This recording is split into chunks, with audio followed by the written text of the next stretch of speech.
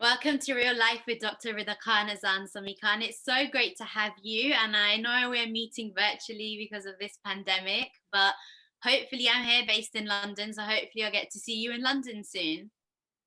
Firstly, thank you so much for having me, Ridaji. Thank you for having me on your show.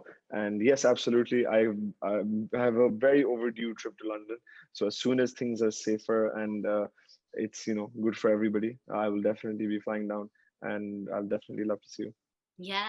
Azan, what I wanted to say to you first of all, start off this interview by saying that when I was little, I first went to your dad as adnansamikhan's concert in Wembley Arena. His voice, the music, the piano, honestly, it was such a magical experience. The whole crowd was mesmerized. And I think it was one of the first Asian concerts that I felt was quite touching, because it was such a raw performance from your dad. And I had your dad's album, Tera in the car. I was really young then. And back in the day, we had CDs. And Okay. on that CD for Tera, it said that this album is dedicated to my son, Azaan Sami. And that's the first time I've ever heard of you. And you must have been really little as well at the same time. And Azaan, it seems like a full circle moment. Now you're making music, composing music, singing. You have a debut album out. How does it feel? It's surreal. It feels like it's been a long time coming. Mm, I, you know, it's very it's emotional, honestly speaking, because when I hear these things, you kind of forget, or you kind of try to remove yourself from them so you can focus on what you're doing at times. But it's being the son of the people that I am. It's mm, a very big honor. I'm very grateful, and I'm very proud of who my parents are. And at the same time, I consider it a responsibility that tomorrow, when inshallah, when I play the same venues that once he has, or if I'm allowed to, and the audiences want to see me and play those places, the fact that it is a full circle. I felt it in a very different way when I've recorded singers who my father's recorded no, years ago.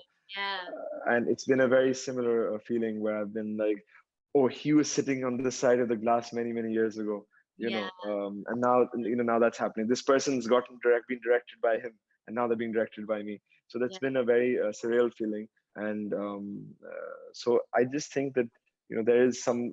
I believe in spirituality, and I believe there is some larger force at work, and I should just quietly put my head down and work and see what is in store for me.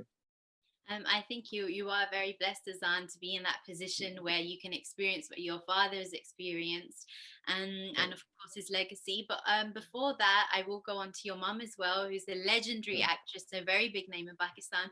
I heard your single Maintera, a very romantic single. A lot of artists, Azan, they thrive off of personal experience. So I know you're married, so you must have fallen in love, you've gotten married, you've experienced fatherhood. How has love in your life inspired your art? I think entirely. Mm, If we just speak about Mathera, the song, it's about that initial euphoric feeling of when you just meet somebody, and that you could be of any age, you could be in any part of the world, and you all feel that we all feel that same feeling. You feel butterflies in your stomach. You feel very awkward. You can't make eye contact. You start overthinking everything, and that's what Mathera is about. It's about that feeling of that initial love, that initial feeling where you feel that okay, I can't be myself because I'm being I don't want to let too much out, and you become very guarded yeah.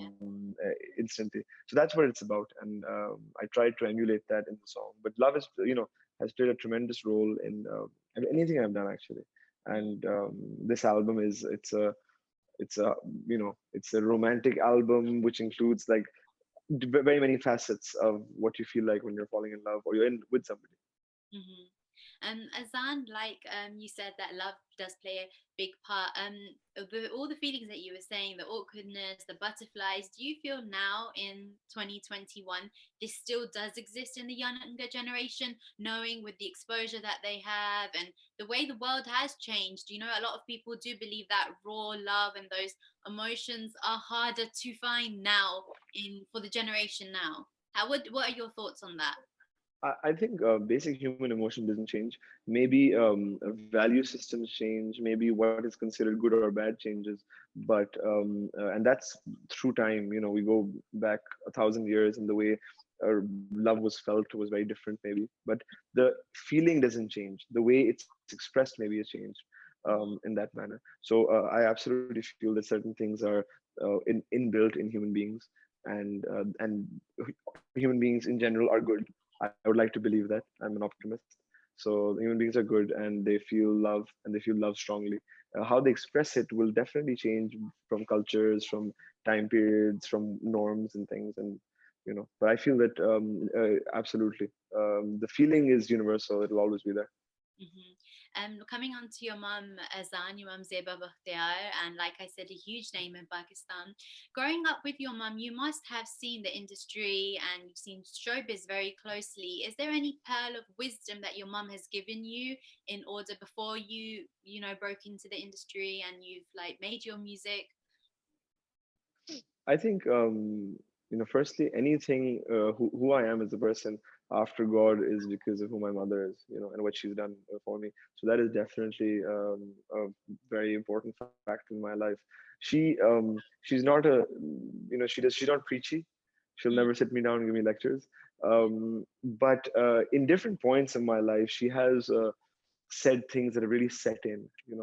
She's made me acknowledge the responsibility of the advantage someone in my position has, who is born in the industry, who is exposed from a very young age, who gets to see, who does. There's no denying that someone who grows up in the industry does have more opportunities than somebody who doesn't. And just the fact that to never ever take that for granted, to put in whatever my capabilities are, put in 100% from there. So she's driven that. Both my parents are very critical. Mom maybe a bit more, and it used to bug me when I was younger. I used to get really annoyed, but now I realize that it's a good thing. It's kept me on my toes. It's pushed me. mhm. Have they both heard the album? When was it? When did you, were you a bit nervous for them to hear it before the world hears it? Was there anything that your dad, obviously music wise, your dad's, um, so experienced. So did you feel, or did you not want to take his input and wanted it to be just mostly your own work? So neither of them have ever tried to influence anything I do. Mhm, They want me to have my own creative expression, however much, whatever that is, mhm, good or bad. But in terms of like what they have guided me on is a standard. It's about, okay, this should be your quality benchmark. I mhm. feel it's kind of like, don't mess up what we've done. Yeah, exactly. However, but the thing is that my father's always been there. He's always guided me on the technical aspect of things. And Mhm, I today when I look back, I see his restraint from creatively stepping in, which I feel is very admirable. It's very easy for someone who's also such a tremendous artist to just give 10 ideas, and all those 10 ideas will be so good that you'll want to incorporate them, and slowly and steadily that'll influence the work. So I find it very, now when I look back, I find it very impressive that at his ability to just give me the technical critique but not artistically advise, which is tremendous. And the same thing goes with my mom. She'll never tell me, she'll never watch the video and say, oh, you should emote like this or that.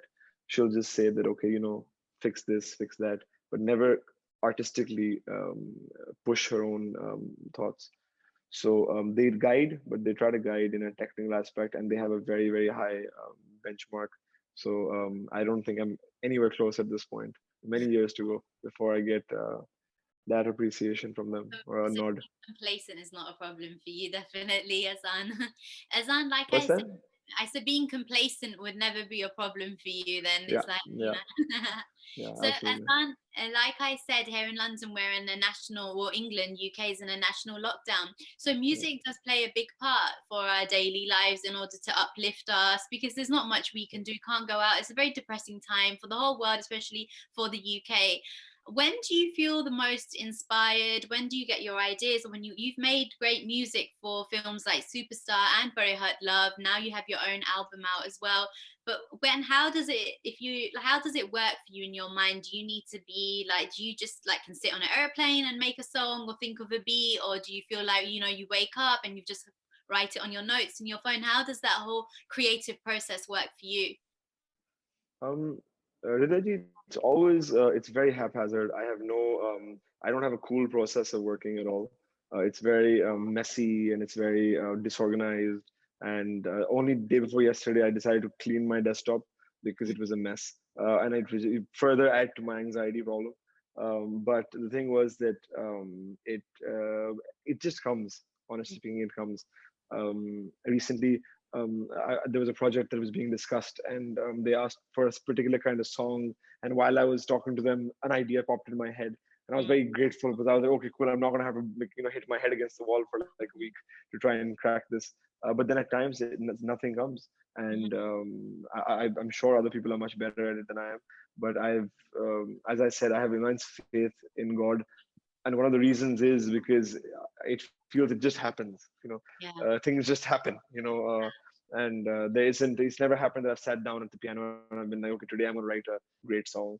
That's never really happened. Like you said, you're quite spiritual, Azan. Are you a strong believer of fate and destiny? Absolutely. I don't feel that we should just sit around and hope for things to work out. That I don't advocate either. But I do think that if you've done, I believe in divine justice. I believe that if a person does the best that they can, Allah Ta'ala will find the best possible way for them. Like they say, Absolutely. tie your camel. So you believe Yep. in that, Yep. Yeah. definitely. Yeah. Um, Yeah. Azan, Pakistani music, it's had a whole revolution. Like in the 90s, there's been lots of albums that have been out from a lot of Pakistani artists. Yeah. And even your mum and dad did a song, Zara Dhol Ki Bajao Goriyan. They're Yeah. like Yeah. great songs. Yeah. Um, how do you view the Pakistani industry? How do you view the music scene? There have been lots of albums, and then I think there was been a bit of a break in the Pakistani music scene for a while. And I feel like the way the 90s was like fast, fast, fast. Like Abrar Al Haq has an album. Ali Zafar is new to the scene. He's got an album out. Like it was a very like a big deal. And I used to remember they used to come to London so much and perform. So a lot of the Asian people here in the UK were very exposed to Pakistani music.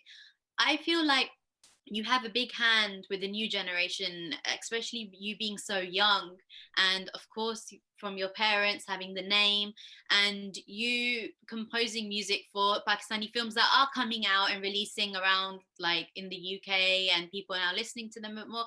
So, what do you feel like? What is your vision for the Pakistani music industry? Do you think you're trying to bring that back? Because it was very strong in the 90s and early 2000s. It would be very narcissistic for me to assume that I'm bringing any change. Yeah. So I wouldn't say that. What I would say is that I think Pakistan was it's a very simple answer to this. When people don't feel safe to go to a concert, it's going to affect the music industry, because Mm, that's where you majorly earn money from, and it's not surprising that things will slow down then, which is what happened because the whole terrorism situation for the past, that happened and started in the 2000s heavily, and having venues where to hold a lot of people wasn't safe, and obviously an artist is going to look to protect his audience, and they're not going to perform. So obviously, if there are no concerts, there are no CD sales, there are no albums being made and songs coming out. But I think that things are much much better right now, in terms of just how, right before Corona, if we look at it, that concerts were happening left, right, center. People were getting out, were enjoying listening to music as a community.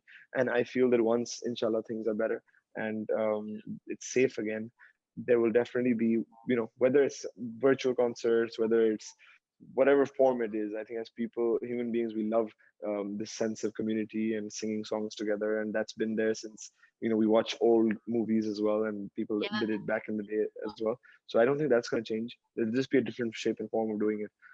But I think it's an incredible time for Pakistan music industry. We have different streams of music now, which maybe didn't exist before. We have the platforms that exist that bring all kinds of different artists together, from Coke Studio and Biscani and Velo and all these platforms. But then we also have movies and OSTs that are happening, and everyone's you have to hear These are amazing very songs all the time. popular. Yeah. Absolutely.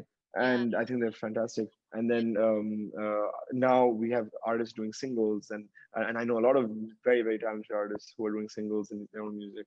So I think it's a great time, honestly. And I feel that in the next 5 years, the industries in Pakistan and in India are going to produce some incredible artists for sure. You've had Rahat Fateh Khan, you've worked with him on this album. How did that come about, and how important was it for you to have him there with you on this song? I remember when I was composing the song, Meri Sajna Re, I kept hearing him in my head, Um, and it's a very strange song for him to sing. mm, Whenever it comes out and you hear it, maybe when we ever do an interview or something again, you will speak about this. yeah, It was very. It's not he's not the first person to think about when you hear a beat like that and stuff. But I kept hearing him in my head, and I was like, would he bless the album? It'd be literally be a blessing for me if he features on it, just because of who he is and what he stands for. So I remember when I played it to him, and he was gracious, and he came in, and I learned so much just from that one session, because it's very out of his comfort zone, and you really understand a master when they come in and they make something that's way out of their comfort zone, their own, and that just shows their level of skill. So I can't wait for his fans and generally music fans to hear this yeah, I'm song excited and to hear see it what as he's done well. with it. Definitely. Azan, before I let you go, I have to hear a line from Maintera. Sure, of course.